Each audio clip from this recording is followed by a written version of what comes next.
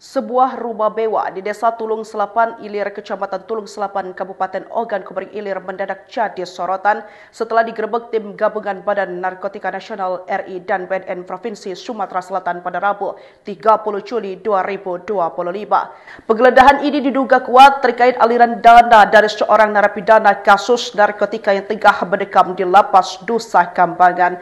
Kapolres Oki AKBP Eko Rubianto membenarkan operasi besar ini. Penggeledahan di kediaman warga berinisial HS ini menurut Kapolres Eko merupakan kelanjutan dari kasus narkoba yang sebelumnya menjerat pelaku berinisial M. M sendiri diketahui telah divonis dan kini menjalani hukuman di Lapas Nusa Kambangan. HS diduga kuat terlibat dalam aliran dana yang berkaitan dengan jaringan narkoba tersebut. Ia menambahkan bahwa operasi ini menyoroti keseriusan aparat dalam menelusuri jejak keuangan dari jaringan kejahatan narkotika termasuk upaya memutus aliran dana haram yang menjadi bagian penting dalam pemberantasan narkotika.